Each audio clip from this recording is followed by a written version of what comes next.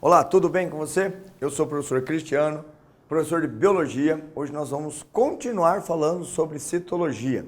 Nós tivemos um encontro falando sobre citologia, falamos de célula procariótica, tanto autótrofa quanto heterótrofa.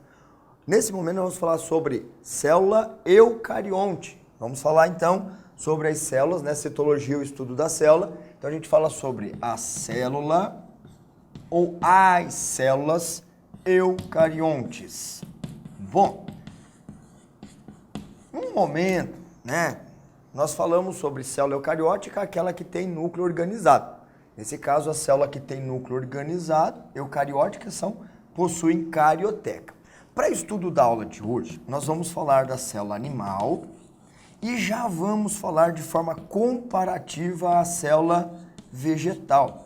Então, olha que legal. Nós vamos falar tanto da animal quanto da vegetal e vamos fazer uma forma comparativa. Daí a gente vai, então, falando sobre todas essas estruturas de uma forma bastante comparada, beleza? Então vamos ao seguinte, nós temos uma célula animal e essa célula animal ela tem um revestimento, né? Ela tem, então, uma estrutura de limitação, que é a membrana plasmática. Membrana plasmática, nós temos uma aula só para ela, né? A gente falou sobre membrana plasmática. Nesse caso, eu vou desenhá-la, tá? Olha só a nossa membranazinha aqui, essa membrana plasmática. Ô, professor, mas a célula não tem que ser retinha, toda certinha? Bom, cuidado, né? A célula não precisa ser necessariamente toda certinha, toda redondinha, toda quadradinha, né? As células apresentam determinadas morfologias.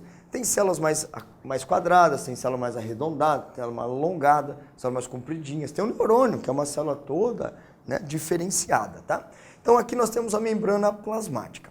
Como nós estamos falando de uma célula animal, considere que nós estamos falando de um tecido, tá? Então, do lado das outras células, nós vamos encontrar um monte de outras células, tá? Então, não tem uma limitação. Às vezes, do lado de fora aqui, tem o líquido intersticial, que é o líquido que fica entre as células do tecido, tá? Mas, enfim, nós vamos aqui colocar como sendo o tecido, né, a membrana plasmática, o delimitante, tá bem? Bom, para caracterizar uma célula eucariótica, eu preciso obrigatoriamente fazer aqui o núcleo dessa célula, tá bom? Vamos só arredondar um pouquinho mais esse núcleo, é isso. Esse núcleo, então, é um dos principais componentes para caracterizar a nossa célula eucariótica, né, a célula eucariótica. Onde, então, nós vamos encontrar o material genético protegido. Estou fazendo aqui, né, o nosso DNAzinho, mas considere, nesse caso, tá, os cromossomos. DNA e associado com as histonas, nós sabemos, então, que forma cromossomos. Mas não é essa a nossa preocupação. A gente tem, então, caracterizar. Carioteca, o material genético. Nós temos aqui o nucleolo, né, que é uma estrutura muito importante para os fatores, né, de formação celular. Bom, mas aqui a nossa grande preocupação é falar sobre as organelas membranosas. O que eu estou fazendo aqui de uma forma bastante esquemática, tá? É um retículo endoplasmático, tá bem? Como nós estudamos a origem dessas organelas através da teoria de Robertson, nós sabemos que isso aqui é membranoso, por um processo de invaginação que formou então a carioteca e ficaram resquícios de membrana, como essa daqui.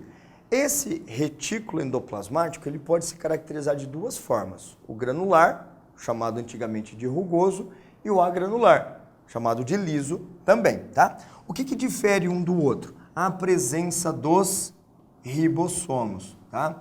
Ribossomos estes que nós sabemos podem estar tanto aqui associados ao retículo, como nós também podemos encontrar ribossomos fora do retículo, tá? Ou seja, no citoplasma, que é essa região aqui agora, tá?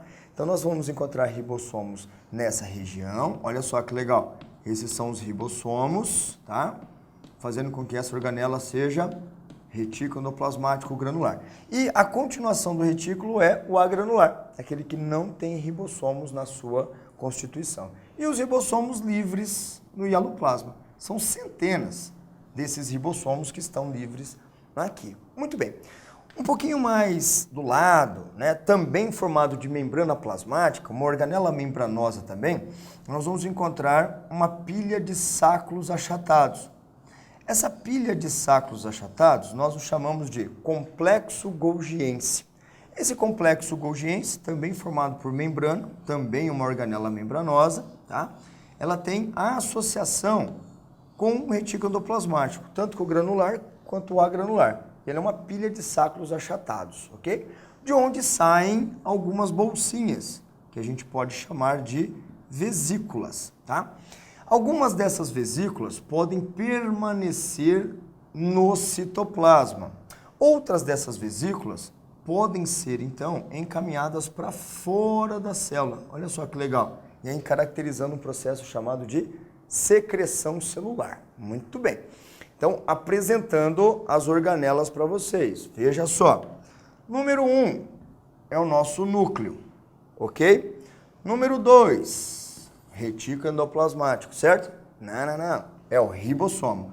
O 3 é o nosso retículo endoplasmático. O 4, o retículo endoplasmático agranular. O 5, que eu estou colocando aqui, é o complexo golgiense.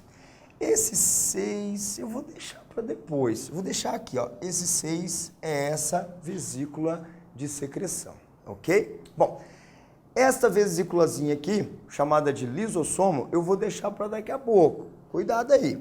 Então, olha só. Nós temos aqui na nossa célula outras organelas importantes, tá? No caso, eu vou encontrar uma região, veja só. Essa região, ela é um aglomerado de proteínas, tá? De tubulinas, actinas, são aglomerados. E dentro desse aglomerado, eu vou encontrar dois tubinhos, que são chamados de centríolos, tá? Estes centríolos, eles estão presentes dentro dessa região chamada de centrosomo, tá? Centrosomo não é uma organela, ok? Centrosomo não é uma organela, é uma região onde nós vamos encontrar os centríolos. Vou chamar esses centríolos daqui a pouquinho de número, vou colocar um número para ele, tá bom? Muito bem. Então, nesse momento, nós estamos dentro de uma célula, onde tem o citoplasma, onde tem o núcleo, ribossomo, tal. Esse aqui eu vou chamar de 7. Vamos lá. Essa aqui é a 7 e esse aqui são os retículos que eu vou chamar, os centríolos, desculpe, que nós vamos chamar de 8. Beleza? Muito bem. Essa é uma célula vegetal básica. Professor, não é uma célula vegetal não, professor. Isso é uma célula animal. Isso. Por que é uma célula animal? Ah, professor, porque tem centríolos. Exatamente. Então, essa daqui é uma célula caracterizada como animal. Ok? Essa célula animal, eu vou tentar compará-la agora com a célula vegetal, para a gente ver o que ela tem em igualdade, o que ela tem de diferenciação. Vamos lá, comigo na célula vegetal agora. Muito bem. Célula vegetal, ela vai apresentar elementos diferenciados, né? Mas a gente pode começar já por algo comum a todas as células. Eu disse a todas as células. O que eu estou fazendo aqui? A membrana plasmática. Posso falar que toda célula tem membrana plasmática, tá? Só que no caso da célula vegetal, nós vamos encontrar uma parede celulósica, beleza? Essa parede celulósica acaba sendo uma certa exclusividade dessas células, né? Células vegetais em comparação com animais, né? Célula de alga também tem parede celulósica, né? Então aqui está a parede celulósica, ou celular. Nesse meião todo aqui, nós temos o citoplasma. Por que eu posso chamar isso aqui de citoplasma? Bom, professor, posso chamar de citoplasma porque é a região compreendida entre núcleo e membrana plasmática. Perfeito. Essa é basicamente a definição mais correta de citoplasma, tá? Esse conteúdo interno é de hialoplasma. Então, conteúdo interno, hialoplasma. Muito bem. Agora, eu vou tentar aqui aproximar o melhor possível com relação a outra figura, para a gente, então, conseguir fazer comparações bem legais. Nós sabemos que o núcleo, carioteca, né, membrana nuclear, é o que protege o material genético. Estou fazendo aqui o DNA, simbolizando cromossomos, né, que vai então constituir a cromatina, tá? Sem muitos critérios, né, de informação. Estou fazendo aqui o DNAzinho simples, né, os pares de homólogos. Nós temos então aqui o núcleo. Opa, vou chamar esse de 1. Estou chamando esse de 1. Nós temos aqui do lado de fora os ribossomos. Como é que a gente chamou o ribossomo? De 2. Perfeito. Ah, mas tem ribossomo? Tem aqui também, de 2. Tá? Então, esses são os ribossomos. Esses ribossomos estão associados ao retículo. Olha que legal. Aqui também tem retículo endoplasmático. Esse retículo endoplasmático é o granular rugoso, porque ele vai apresentar, então, os ribossomos. Esse é o 3. E aqui, então, é o número 4, que é o retículo sem os ribossomos, então, é o liso. Muito bem. Quem que nós vamos fazer como número 5? Lembrando aqui, quem que é o nosso número 5? É o complexo golgiense. Olha que legal. Esse é o nosso complexo golgiense. Professor, posso chamá-lo de complexo de Golgi? Sim, complexo de Golgi também nós podemos encontrar esse nome. Esse é o número 5. Esse número 5 tem uma comunicação com o retículo. Aí nós teremos aqui a formação de vesículas, que pode acontecer, né? Formação de vesículas. Chamei a vesícula de 6, certo? Então vou chamar essa aqui de 6 também, que é uma vesículazinha de secreção. Aí que vem um detalhe. Ela sai a vesícula 7? Não, porque a vesícula 7, no caso do animal, é um lisossomo. No vegetal a gente não vai encontrar esse lisossomo. Então aí tem um fator de diferenciação. Toma cuidado nesse aspecto, tá? Bom, aqui eu estou fazendo aquela região que chamamos de centrosomo. Perfeito. É um complexo proteico aqui que fica marcado próximo do núcleo, beleza? Só que tem um detalhe muito interessante. Célula vegetal tem centrosomo, mas não tem centríolo na sua região interna, no seu interior, tá? Isso então faz com que a gente tenha dois diferenciais claros entre célula animal e célula vegetal. Vamos apontar. Lá tem centríolos no animal, aqui não tem centríolo na vegetal. Lá tem lisossomo, aqui não tem lisossomo. Então esses diferenciais. Professor, mas aqui também tem parede celulósica, lá não tem. Beleza, você já viu um diferencial. Vamos ver outro diferencial interessante? Está aqui, ó. Esta célula, ela tem um grande vacúolo, chamado também de vacúolo central. E essa membrana que forma o vacúolo é chamado de tonoplasto. Eu vou chamar isso aqui de número... Pera aí, professor. Lá você chamou lisossomo de 7, centríolo de 8. Então eu não posso nem ter o 7 nem o 8. Que número que eu coloco aqui? Vou colocar o número 9. Esse número 9, então, é o nosso vacúolo central, o vacúolo celular, que é grande, né? Toma um bom espaço aqui nessa célula. Muito bem. Aqui eu vou chamar de número 10 a nossa parede celulósica. Nem precisaria falar sobre ela em si, mas vamos dar uma chance a ela. Está aqui a nossa parede celulósica. Muito bem. De repente você está olhando para mim do tipo assim, professor, você não esqueceu da mitocôndria, não? Bom, não. Eu não esqueci. Mitocôndria é um aspecto especial. Eu preciso falar da mitocôndria para vocês de uma maneira especial, tá? Por quê? Porque a mitocôndria, ela tem uma história bem legal por trás, né? A história da teoria endossimbiótica. Isso nós vamos trabalhar num outro assunto, né? Numa outra aula, tá? Então, fiquem ligados a esse comentário. Tanto na célula animal quanto na célula vegetal, nós vamos encontrar mitocôndria. Vamos desenhá-la aqui, então? Olha só. A mitocôndria, nós podemos encontrá-la aqui em várias unidades. Várias unidades. Então, nós temos aqui uma mitocôndria. Vou chamar essa mitocôndriazinha de número 11, beleza? Vou chamar essa de número 11. Então, na célula animal, a gente encontra a mitocôndria, tá? Vou colocar uma outra mitocôndria aqui. Tá? Então, aqui, ó, uma outra mitocôndriazinha. Aqui eu vou colocar outra mitocôndria. São muitas mitocôndrias, né? Que nós podemos encontrar na célula. Então, as mitocôndrias. Na célula vegetal, a mitocôndria aqui também. Tá? Então, temos mitocôndrias aqui também. Olha o número 11, então, aqui. Tá? Temos tem mitocôndria aqui também. Tá? Então, as mitocôndrias elas podem estar distribuídas no citoplasma, tanto da célula animal quanto da célula vegetal. Professor, tem um outro detalhe importante que eu acho que está ficando para trás. Não, não vai ficar para trás. Eu vou fazer aqui uma outra organela que é exclusivo da célula... Exclusivo não, né? Que dentre a comparação da animal e vegetal só tem na vegetal, que é, no caso, a número 12. Quem que é essa nossa número 12? Muito bem, é o cloroplasto. É aquele, então, capaz de realizar a fotossíntese. A teoria endossimbiótica, que a gente vai conversar, tem tanto a explicação da origem da mitocôndria quanto a origem do cloroplasto, tá? Por hora, a gente precisa saber dessas comparações. Tá, professor, mas por que você colocou o número aí? Bom, primeiro, que é para a gente conseguir fazer a distinção. O que tem na célula animal, o que tem na célula vegetal. E, consequentemente, a gente vai falar dessas organelas. Vamos conversar um pouco sobre elas, sobre as suas funções, tá? No momento, quero fazer esse apanhado aqui para vocês. Quais são as organelas? Organelas ou organoides celulares, tá?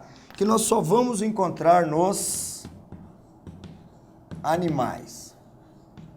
Organelas animais. Vamos lá, comigo. Comigo. Beleza, centríolos. Centríolos, se formos comparar, só vamos encontrar na animal. Professor, eu já ouvi falar que briófita tem centríolo. E isso é verdade. Então não dá pra gente generalizar que assim, somente os animais e nenhuma célula vegetal tem centríolos, que na briófita a gente vai encontrar em grupos inferiores vegetais, né? Mas se fizermos uma comparação mais direta aos animais e aos organismos vegetais superiores, aí o centríolo entra na nossa conversa. Outro detalhe, lisossomos. Lisossomos são organelas dos animais, no caso das células animais.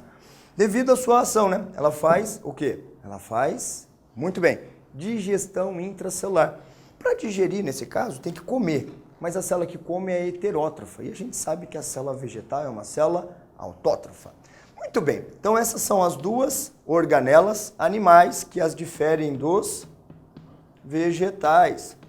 Mas, professor, eu também posso falar que na célula vegetal nós vamos encontrar organelas exclusivas. Sim, verdade. Vamos apontar de forma bem básica, né? Quais são elas? Muito bem. Primeira, grande vacúolo, ou podemos chamá-lo de vacúolo central, tá? Eu falei o nome da membranazinha que forma o vacúolo. Muito bem. Se você estiver aí pensando no tonoplasto, perfeito, tá? Eu só gostaria de chamar a atenção pelo seguinte. A organela se chama vacúolo central. Tonoplasto é a membrana dessa organela. Toma cuidado para não chamar isso aqui de tonoplasto como sendo uma organela. Toma certo cuidado. Nós vamos encontrar aqui também, muito bem, cloroplasto. Beleza. Cloroplasto também só na célula vegetal. E para a gente fechar a sequência, a parede celulósica, né? A parede celular. Parede celulósica. Bom, sendo assim, nós conseguimos fazer de uma forma bastante direta a comparação entre célula animal e célula vegetal, tá? Célula animal, célula vegetal e o que elas apresentam como caracterizações exclusivas. Perfeito? As demais organelas, 1, 2, 3, 4, 5, 6, nós vamos encontrar nas duas. E o que elas fazem? Quais são as funções dessas organelas? Vamos ver então? Bom, eu vou começar pela organela número 1. Mas essa organela número 1, nós vamos colocar sendo o núcleo. Núcleo celular, tá? Só que eu não vou destrinchar esse núcleo celular, não. Por quê? Porque nós temos uma aula só de núcleo celular, para falar todas as estruturas, para falar de como é a estrutura geral e a função desse núcleo, né? Por hora, eu gostaria de comentar o seguinte com vocês. O núcleo celular, ele apresenta a carioteca. Carioteca. E é por essa razão que nós chamamos de eucariontes. Tá? Então, preciso que vocês associem esse detalhe. Tá? A carioteca é a membrana do núcleo. E ele, então, é uma célula eucarionte por essa razão. Bom, vamos para a número 2. Professor, não lembro quem que é a número 2. Lembra? Vamos lá, número 2. Número 2, perfeito. Ó. Ribossomos. Os ribossomos, nesse caso, tanto na célula animal quanto na célula vegetal, têm uma mesma configuração. São formadas por duas unidades, uma maior e uma menor. Na célula procarionte, o ribossomo é um pouco diferente, ele é menor e, nessa ocasião, ele é formado por uma unidade em algumas dessas bactérias. No caso, esse ribossomo, ele tem uma função importantíssima. Qual que é a função básica do ribossomo? Gente, vai lá. Perfeito. Síntese proteica. O ribossomo, ele está presente em todas as células, tanto procarionte quanto eucarionte, animal vegetal. E este, então, está responsável por sintetizar as proteínas, síntese proteica, ok? Essa é uma informação muito importante. Bom, vamos para a número 3. O professor não vai falar mais nada de síntese proteica? Vamos. A gente tem a aula própria para síntese proteica, né? Quando a gente fala de material genético, DNA, a gente fala exclusivamente da síntese de proteína, transcrição, tradução. E agora a gente vai para o quê? Retículo endoplasmático. Muito bem. Retículo endoplasmático, ele tem um significado interessante. Rede pequena, retículo, rede pequena. É uma rede de canais, né, que está dentro do citoplasma. Fica então conhecido como uma pequena rede de canais dentro do citoplasma. Só vou fazer uma mudançazinha aqui. Eu vou tirar esse número 3 do retículo, porque eu quero, nesse momento, apresentar para vocês o retículo endoplasmático granular. Nesse caso, eu também posso chamá-lo de rugoso. Muito bem. E nesse momento, eu preciso que vocês me ajudem. Por que que ele é chamado de rugoso? Qual a razão de chamá-lo de rugoso? Muito bom. Porque ele tem ribossomos. Ah, professor, então porque ele tem ribossomo, ele é granular, ele tem grânulos, exatamente. Né? Os cientistas achavam que ele é cheio de rugas. Mas, na verdade, ele é cheio de grânulos, essa é a ideia, né? Então, por isso que mudamos de rugoso para granular. Mas você pode encontrar dos dois jeitos ainda, tá? E pela razão de ter ribossomos, nós sabemos que ele realiza o quê? Síntese proteica. Perfeito. Síntese de proteínas. Muito bom. Bom, mas essa síntese só é útil se tiver o processo de transporte, tá? Então, a síntese se dá pelo granular rugoso, o ribossomo, mas, no caso, a proteína tem que ser transportada. Número 4, retículo endoplasmático agranular. Também chamamos este de liso. Retículo endoplasmático agranular, liso ou não granular, é a mesma coisa, tá? Esse tem um fator especial, tá bem? Ele faz o quê, gente? Ele faz síntese de lipídios, tá? São alguns lipídios que podem ser produzidos a partir do retículo agranular. Por exemplo, fosfolipídios, glicerídeos, esteroides. E assim, esses lipídios podem ser produzidos e posteriormente, então, transportados. Mas, professor, esse transporte se dá onde? Bom, o transporte do retículo tende a ser para o complexo golgiense. Raramente o retículo já faz o transporte de forma direta para o meio externo da célula, tá? E quando a gente fala, então, do processo de transporte dos retículos, nós vamos agora falar do complexo golgiense. Só que para falar de complexo golgiense, para falarmos dessa ração como um todo, nós vamos fazer um detalhe especial, vou fazer uma aula especial, que é a aula de, atenção, secreção celular, tá? Então nós vamos parar por aqui quanto à ideia das organelas e a ideia do complexo golgiense com as outras, nós vamos falar em relação à secreção celular.